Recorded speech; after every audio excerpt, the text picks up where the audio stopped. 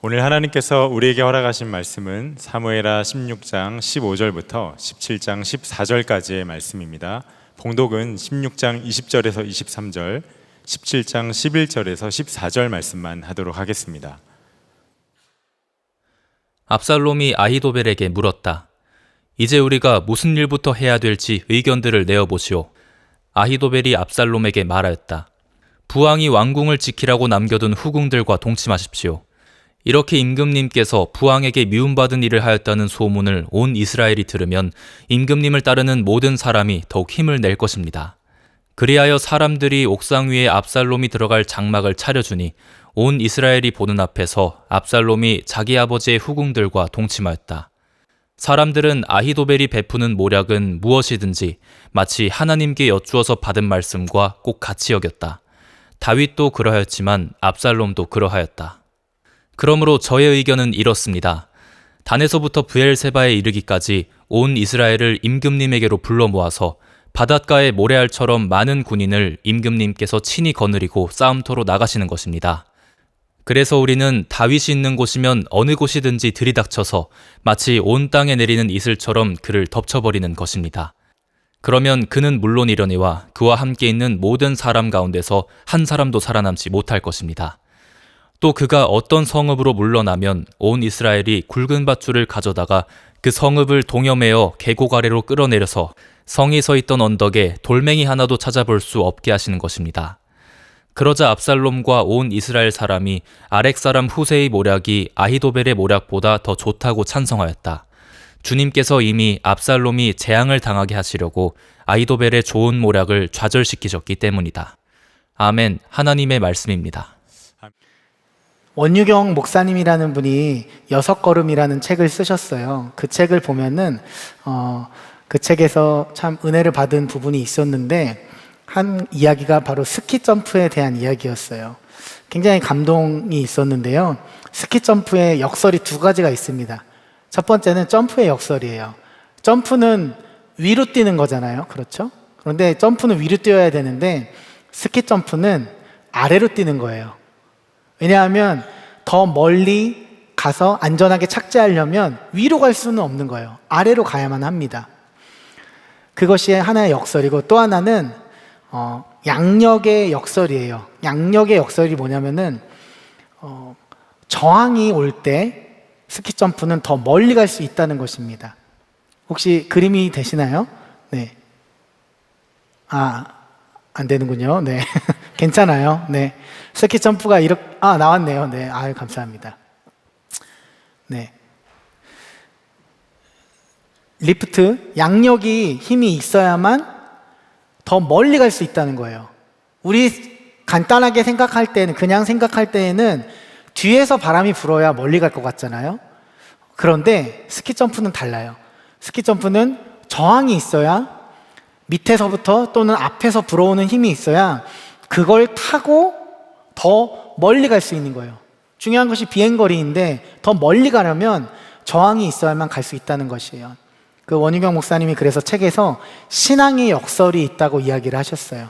신앙의 역설은 뭐냐? 우리는 늘 낮은 곳으로 가는 겸손과 그리고 또한 삶의 저항을 이용해서 더 높이 더 멀리 비행하는 믿음의 능력을 갖고 살아간다는 것입니다. 사랑하는 젊은이 교회 여러분, 여러분 앞에 어떤 이슈들이 있나요? 어떤 분들은 학교에 대한 고민이 있을 것 같아요. 또 조금 더 연식이 있으신 분들은 이제 직장에 대한 그리고 결혼에 대한 고민이 아마 많이 있으실 것 같아요. 하나님, 언제 결혼하나요?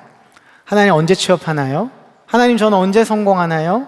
하나님, 제 고난은 언제 끝나나요? 물론 이것을 조금 신앙적으로 바꿔서 하나님, 나를 언제 사용하시렵니까? 이렇게 질문하는 분들도 계실 것 같아요. 그런데 우리가 그런 많은 질문들을 하다가 어느 순간에 세상의 가치관이 내 속에 들어오기 시작하면 전에는 신앙적으로 반응했음에도 불구하고 어느 순간에는 세상의 뜻대로, 세상의 지혜로, 세상의 방법으로 반응하고 싶은 생각이 드는 것이지요. 그러나 하나님께서는 말씀하시는 것이 우리의 힘, 우리의 지식, 우리의 경험, 사람을 의지하지 말라고 하십니다.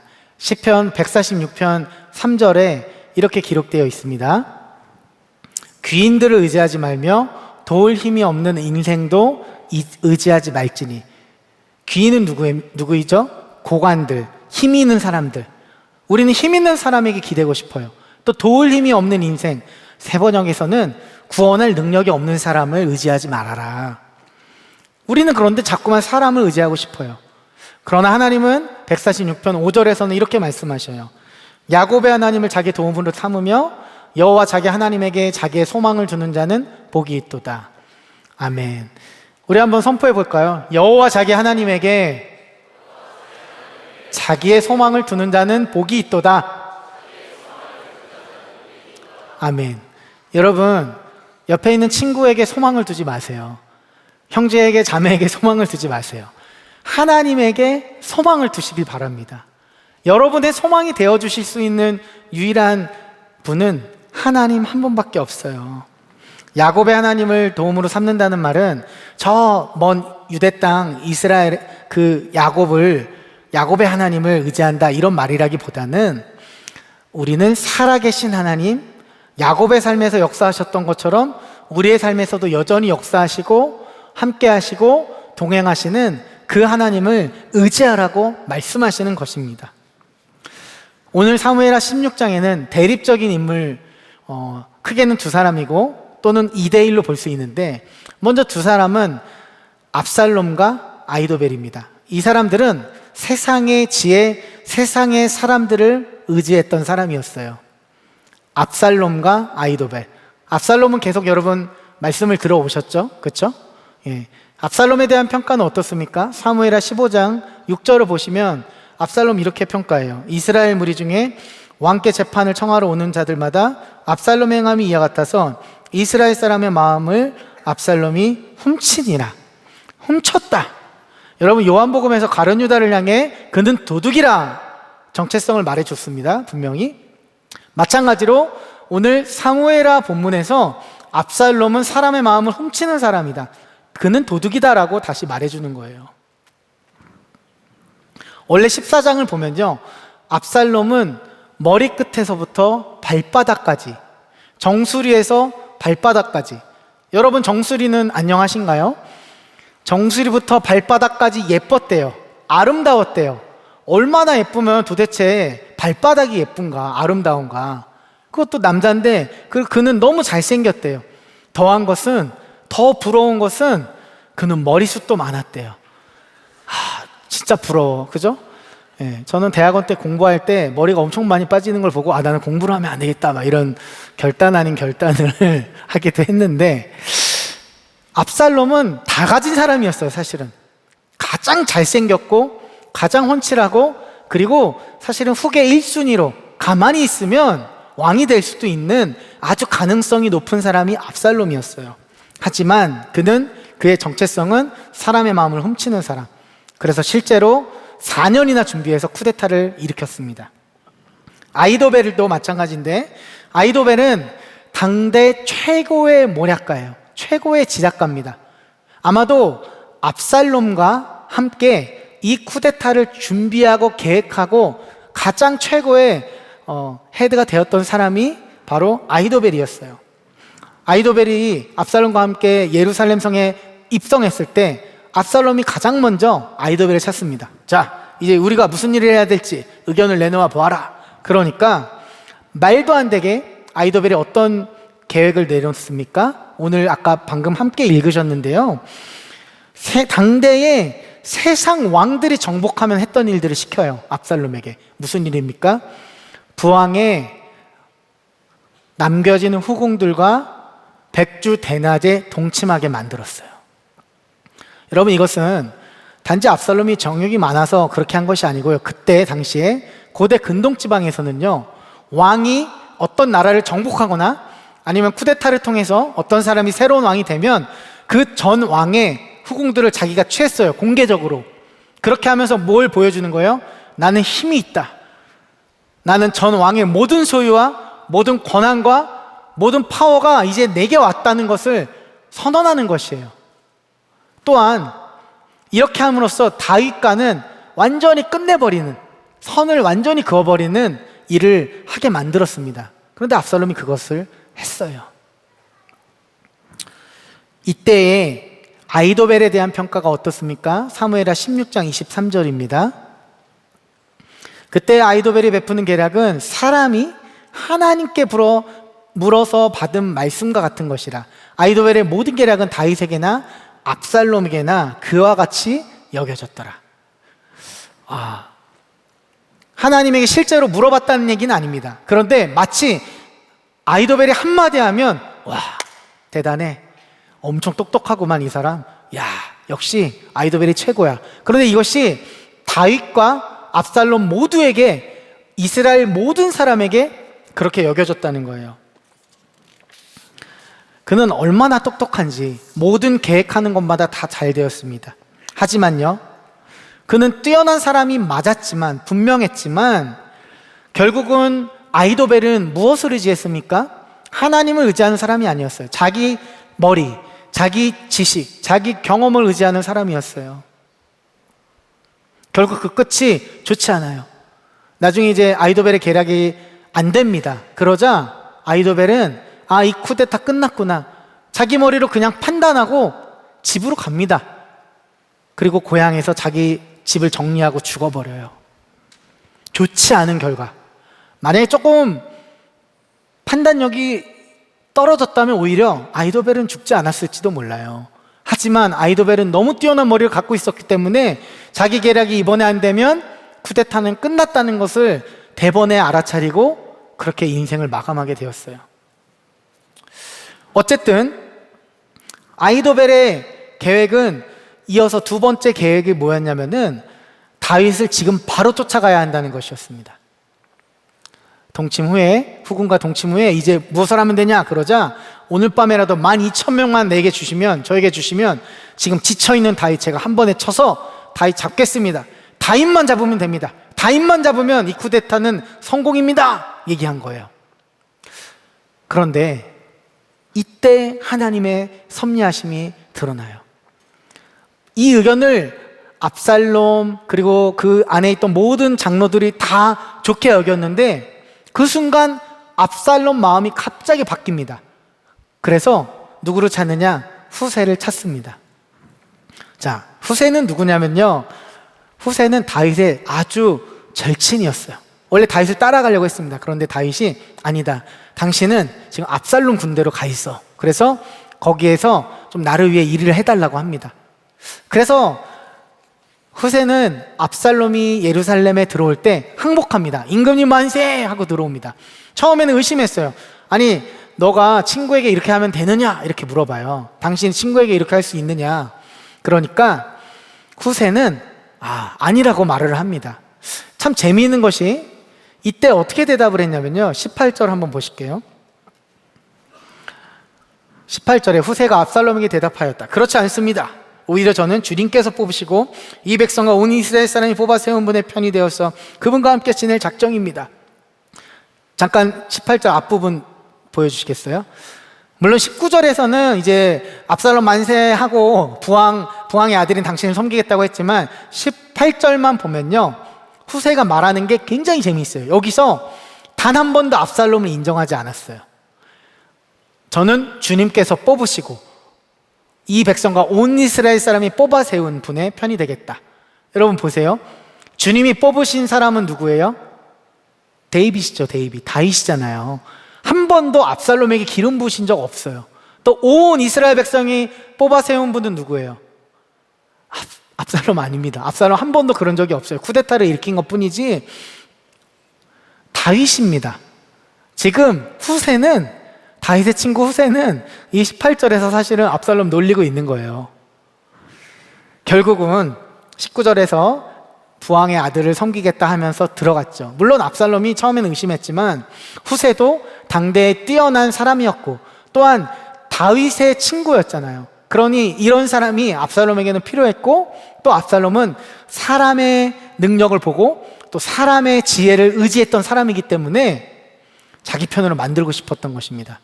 그래서 이제 후세는 아히도벨의 계략을 들은 후에 압살롬은 아히도벨의 계략을 들은 후에 후세의 계략을 듣게 됩니다. 자, 방금 이름 헷갈리시나요?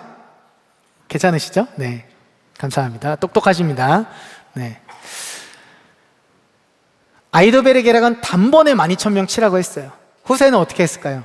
당연히 그러면 안 되죠. 지금 다윗이 도망치고 있고 아주 일촉즉발의 상황인 걸 알고 있어요. 그러니 완전 반대 계획을 합니다. 이건 사실은 좋은 계획은 아니에요. 하지만 후세는 압살롬을 공략했어요. 압살롬의 심리를 공략했습니다. 뭐라고 말합니까? 먼저는 지금 도망치고 있는 다윗과 용사들은 화가 나 있는데 새끼 빼앗긴 암콤과 같습니다. 아주 화가 나 있다는 거예요. 그리고 또 부왕은, 다윗은 아주 백전노장이고 이미 지금은 어디 굴에든지 어디 들에든지 숨어 있기 때문에 찾기가 아주 어려울 것입니다. 실제로 다윗이 13년 동안 사울을 피해 도망 다녔거든요. 그것을 압살롬도 알고 있어요. 두려움이 있습니다. 또 용사인 걸 알고 있어요. 그 두려움을 자극하는 거예요. 그 후에 만약에 압살롬 왕의 군대가 몇 명이라도 죽으면 아마 소문이 퍼질 것입니다. 압살롬이 졌다. 이 쿠데타 실패다. 그러니까 얼마나 마음이 불안해지겠어요. 그런데 이때 압살롬의 또 다른 면을 공략합니다. 그것은 바로 교만하고 자기중심적인 태도였어요. 11절에서 13절입니다. 같이 읽어보겠습니다. 시작. 나는 이렇게 계략을 세웠나이다. 온 이스라엘을 단부터 브엘세바까지 바닷가의 많은 모래같이 당신께로 모으고 우리가 그 만날 만한 곳에서 그를 기습하기를 이슬이 땅에 내림같이 우리가 그의 위에 덮여 그와 그 함께 있는 모든 사람을 하나도 남겨두지 아니할 것이요 또 만일 그가 어느 성에 들었으면 온 이스라엘이 밧줄을 가져다가 그 성을 강으로 끌어들여서 그곳에 작은 돌 하나도 보이지 아니하게 할 것이니이다 하매. 압살롬은요, 이것은 이제 담임 목사님 해석이 또 들어간 것입니다. 그런데 자기중심적이고 교만했고 자기가 주인공이 되고 싶었어요. 저도 너무 동의해요. 그러니까 아히도벨의 계획대로 다 되면 자신이 위험해질 수도 있다는 걸 알았어요. 주인공이 아히도벨이 되잖아요. 그런데 후세는 압살롬의 성향을 알아요. 압살롬의 MBTI가 뭘까요? 저도 몰라요. 그런데 압살롬의 모든 성향을 알고 있는 후세가 그걸 공략하는 거예요. 중심이 되고 싶고 왕이 되고 싶어 하는 걸 알잖아요. 그러니까 그 두려움을 자극한 후에 군대를 다 모으십시오. 그리고 그 군대의 가장 중심에 압살롬 당신이 서시는 겁니다. 그리고 한 번에 비가 내리듯이 이슬이 덮치듯이 다윗을 한 번에 공격하면 당신이 100% 승리합니다. 또 만약 어디에 숨는다 할지라도 그 많은 군대가 있으니까 어느 성에 들어가면 조금 말도 안 되지만 밧줄을 가져다가 그 성을 묶어서 그 성을 다 통째로 강에 던져버리면 돌 하나도 남지 않을 것입니다. 그러니까 압살롬이 이거야 이거 마음에 들었어. 그래서 모든 장로들도 그리고 압살롬과 함께 했던 사람들도 그것을 듣게 됩니다. 하지만 여러분, 이 말을 할 때 후세에 대해서 한번 생각해 보셨나요? 우리는 이 쿠데타 실패할 거 알아요. 그죠? 다윗 다음 솔로몬이 되잖아요. 다 알아요. 그런데 후세는 몰랐잖아요. 지금 사방이 다 자기의 적입니다. 후세 혼자 들어간 겁니다. 아무도 없어요. 다 압살롬 편이에요. 압살롬이 이 말을 들어줄지 안 들어줄지 모르고 또 아히도벨의 계략이 훌륭한 것을 후세도 이미 알고 있어요. 얼마나 떨렸을까요? 얼마나 마음이 탔을까요? 한시라도 지체시켜야 되는데, 한시라도 다윗을 구하려면 시간을 벌어줘야 빨리 정비할 수 있을 텐데 그런 마음이 있을 거 아닙니까? 그러나 이 뒤에 누가 계셨어요? 하나님이 함께 하시고 있었어요. 17장 14절 같이 읽겠습니다. 시작. 그러자 압살롬과 아렉 사람 후세의 모략이 아히도벨의 모략보다 더 좋다고 찬성하였다. 주님께서 이미 압살롬이 재앙을 당하게 하시려고 아히도벨의 좋은 모략을 좌절시키셨기 때문이다. 아멘. 후세의 계략은요, 사실 압살롬에게 좋지 않았어요. 그러나 압살롬은 그것을 선택하게 됩니다. 그리고 그 뒤에는 누가 일하고 계셨어요? 하나님이 일하고 계셨던 것이에요. 여러분, 세상의 모략이라는 말이 있어요. 세상의 지혜예요. 그러나 세상의 지혜보다, 세상의 방법보다, 세상의 모략보다 하나님의 지혜, 하나님의 모략이 훨씬 크십니다. 이 역사의 주권자, 이 역사를 이끌어 가시는 분은 왕들이 아니라 하나님이십니다. 모든 열강들이, 강대국들이 일어났다 넘어지고 일어났다 무너졌습니다. 그러나 그 중심에서 그것을 주관하시는 분은 분명히 하나님이십니다. 초기의 한국교회의 역사가 그래요.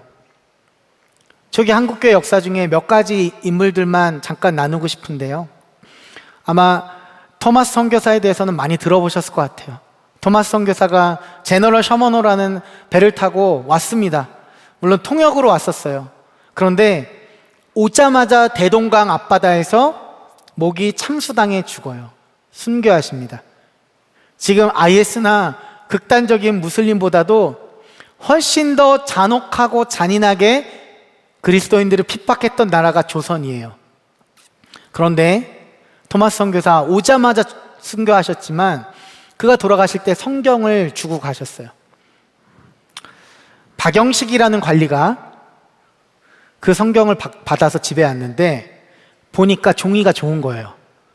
예전에 종이가 참 귀한 시대였거든요. 그러니까 종이가 좋으니까 어떻게 했는지 아세요? 집 도배를 했습니다. 예수 믿지 않는 사람이, 예수님을 모르는 사람이 성경책을 한 장 한 장 찢어서 도배를 한 거예요. 나중에 그 집에서 그 성경을 보다가 그 사람이 회심을 합니다. 놀랍게도 그곳이, 그 집이, 박영식이라는 관리의 집이 나중에 널다리골 교회라는 곳이 되는데, 그 널다리골 예배당이 나중에 평양 대부운동의 중심지였던 평양 장대영 교회예요. 또 그 당시에 박춘권이라는 포졸이 있었어요. 그분도 성경을 받아서 집에 와서 미안한 마음과 죄송한 마음에 성경을 보다가 그분도 회심합니다. 그리고 그도 박영식과 함께 초기 한국교회의 지도자가 됩니다. 캐나다에 윌리엄 존 맥켄지라는 선교사님이 계세요. 그분이 우리나라에 조선에 오셔서 소래교회를 세웠어요. 소래교회. 최초의 자립교회입니다. 그런데 거의 다 쓰러져가는 초가집 같은 교회를 세웠어요. 하지만 그는 파송도 받지 못했고 자기가 혼자서 오신 분이었어요. 자비랑 선교를 했던 분입니다. 그런데 이분이 1년 6개월 만에 34살의 나이로 돌아가셨어요. 사역을 오래 하지 못했어요. 부산에 오셨던 데이비스 선교사님이 있어요. 호주 멜버른 대학을 나오시고 그분이 코필드 초등학교라는 곳을 세운 교장이었어요. 그런데 젊은 나이에 교장이 되었지만 말씀에 불이 임해서 조선에 옵니다. 준비를 해서 왔어요.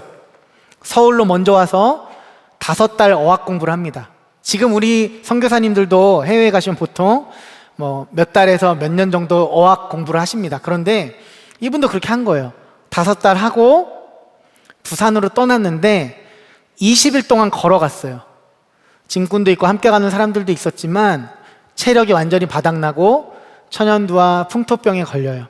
그래서 도착하자마자 고열과 피를 토하며 아프시다가 며칠 만에 돌아가셨어요.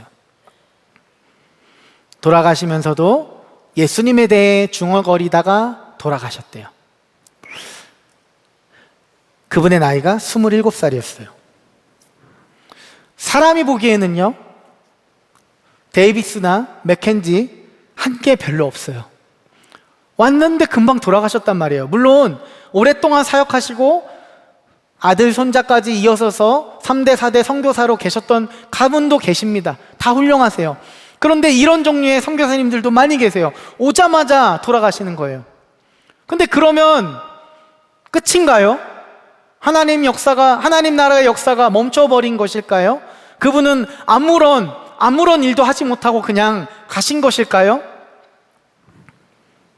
사람이 보기에는 너무 허망하고 죽음밖에 남지 않는 인생 같지만 그냥 호주에 있지, 그냥 캐나다에 있지 싶은 그런 인생 아닙니까? 그런데 맥켄지가 돌아가시고 난 후에 캐나다에서 100명의 선교사들이 조선으로 들어왔어요. 데이비스 선교사가 돌아가신 후에 호주에서 또 100명의 선교사가 조선을 품고 그 핍박의 나라로 들어오셔서 선교사로 오셔서 선교하셨어요. 하나님 나라의 역사는 우리가 생각하는 방법으로 이루어지는 것이 아니에요. 하나님은 우리의 역사를 보고 계시고 우리의 삶을 분명히 보고 계시고 우리와 동행하시고 분명히 우리를 일으켜 주시고 역사를 계속해서 주관하시는 분입니다. 바울은 어땠습니까? 우리가 생각하기에 바울은 위대한 사도지요. 하지만 바울은 초기에 기독교의 핍박자였죠. 십자가를 짓밟는 사람이었어요. 그런데 그가 회심했죠. 하지만 그 회심이 받아들여지지 않았습니다. 처음에 바울은 유대교에서는 저 배신자, 기독교에서는요, 저 사람 우리를 잡아다니던 사람이잖아, 신뢰를 받지 못했습니다. 또 기록에 의하면 바울은 간질이 있었다는 기록도 있어요. 굉장히 아팠던 것이에요. 몇 번을 기도했던 것이죠. 또한 대머리였다는 기록도 있어요. 아팠다고 하는 기록들, 못생겼다고 하는 기록들도 있습니다. 청년 자매들에게 제가 질문합니다. 압살롬이 좋아요? 바울이 좋아요? 압살롬 아니죠? 네. 여러분, 그런데 그 바울이 아시아의 교회를 세우고 로마의 유럽의 교회를 세우고 가는 곳마다 교회를 세우고 그가 쓴 성경이 신약 13권이 되었어요. 신약 성경 27권 중에 절반이 바울이 쓴 성경. 그는 고린도전서에서 고백합니다. 우리 같이 읽을게요. 고린도전서 1장 27절에서 28절 시작. 그러나 하나님께서 세상에 미련한 것들을 택하사 지혜 있는 자들을 부끄럽게 하려 하시고 세상에 약한 것들을 택하사 강한 것들을 부끄럽게 하려 하시며 하나님께서 세상에 천한 것들과 멸시받는 것들과 없는 것들을 택하사 있는 것들을 폐하려 하시나니. 아멘. 저는 사실 27절 잠깐 보여주시겠어요? 기분이 좀 나빠요. 왜 지혜 있는 자들은 지혜 있는 자라고 하고 미련한 것들은 미련한 것들이라고 하시는지 기분이 조금 나빴어요. 그런데 그게 중요한 것이 아니고 하나님 나라의 역사는 잘나고 똑똑하고 세상의 지혜로 살아가는 그 사람들로 이루어지는 것이 아니라 미련한 자들을 통해서 지혜 있는 자들을 부끄럽게 하시고 약한 것들을 택해서 강한 것들을 부끄럽게 하시는 그것이 바로 하나님의 역사라는 것입니다. 천한 것들과 멸시받는 것들과 없는 것들을 택하사 있는 것들을 패하게 하신다. 그게 바로 하나님의 모략이에요. 여러분, 없이 여겨지십니까? 지금도 없지만 청년의 때 더 없었던 저도 하나님 정말 실패감이 찾아오고 좌절감이 찾아오면 어떻게 할 수 없는 기분들이 들 때가 참 많았습니다. 이루어 놓은 것도 없고 머리가 좋은 것 같지도 않고 스펙도 어려운 것 같고 아무도 나를 좋아하지 않는 것 같은 마음들, 내가 없고 내가 멸시받는 것 같고 내가 천한 것 같고. 그런데 여러분, 그러면 너무 다행입니다. 너무 다행이에요. 하나님은 똑똑한 자를 통해서, 하나님은 힘 있는 사람들을 통해서, 하나님은 권세 있는 사람들을 통해서 일한다고 단 한 번도 말씀하지 않으시고, 하나님은 없는 것들과 연약한 것들과 천한 것들과 미련한 것들을 통해서 하나님의 역사를 일으켜 간다고 하나님은 말씀하셨어요.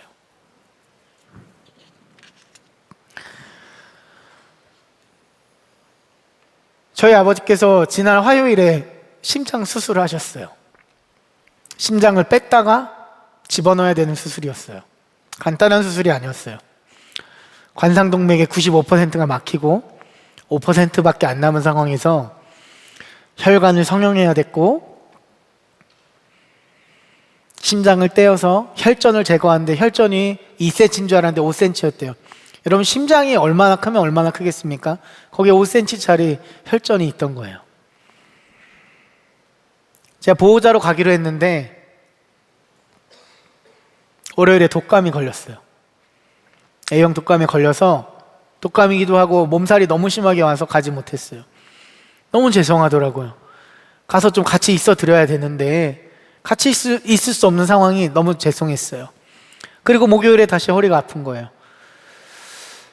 디스크는 아니었지만 다행히 목요일 밤에, 저는 사실 병원을 밤에 간 적은 거의 없습니다. 작년에 심장 이슈가 있어서 한번 간 적 빼고는 진짜 아파서 간 거예요. 주사를 맞고 치료를 받고 운전해서, 정말 운전도 너무 힘들었어요. 차를 타기도 힘들고. 집에 도착했는데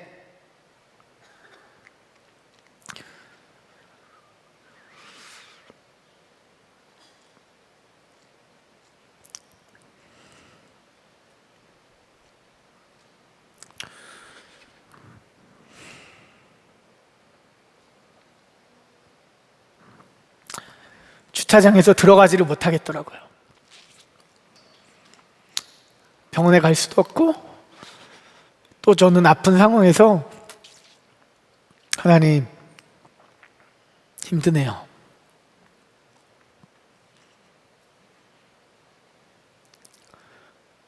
그때 그냥 선한 능력으로 찬양을 전부터 설교하면서 준비하면서 계속 생각했던 찬양이었는데, 그 찬양을 틀어놓고 잠시 기도했어요.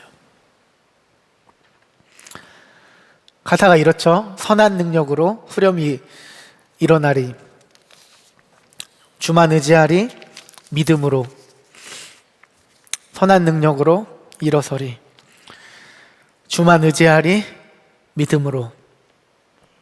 그 찬양을 부르면서 기도했어요. 그런데 돌아보니까 정말 감사하더라고요. 뭐가 감사했는지 아세요? 비록 제가 이번 주에 너무너무 아팠던 건 아버지만큼 아프지 않았지만, 수술 받은 분이 가장 고생하셨죠. 그렇지만 오늘 여러분들과 함께 말씀을 나눌 때 하나님은 분명히 약한 자를 들어 쓰신다면 오늘 증인이 될 수 있겠구나. 하나님, 아파도 괜찮습니다. 그냥 한 사람의 증인으로 서겠으니 하나님 원하시는 대로, 하나님 원하시는 대로 마음껏 하나님이 주시는 말씀을 주십시오. 여러분, 압살롬, 아히도벨은 자신의 머리, 자신의 지혜, 세상의 왕이 되고 싶어서 세상 권세를 취하고자 살아갔지만, 후세는 가장 열세인 상황에서 하나님을 바라보았고, 다윗 또한 하나님을 바라보았을 때 하나님께서 역사하심을 분명히 경험했습니다. 결국 이 전쟁의 승리는 다윗이 하게 됩니다.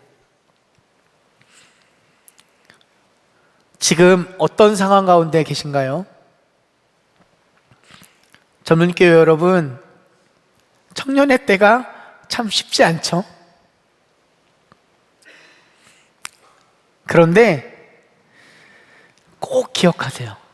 하나님은 분명히 여러분을 일으켜 주시는 분이시고, 하나님은 세상 방법이 아니라 하나님의 방법으로 우리와 함께 하시고, 우리를 일으켜 주시고, 우리와 동행하시고, 다시 새로운 힘을 주시고 살아가게 하신다는 분입니다.